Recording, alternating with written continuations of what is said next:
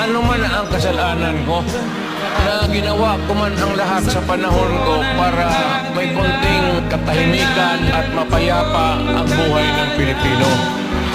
Assuming na totoo talaga yung naririnig ninyo. Bakit ko ginawa yan? Para sa sarili ko?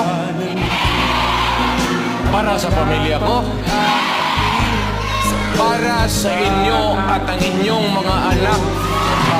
Kaya ganito man talaga ang swerte ko sa buhay. Okay lang, tatanggapin ko yan. Wala tayong magawa eh. Hulihin tayo, ikulong tayo. Pilipinas, hold up dito, hold up.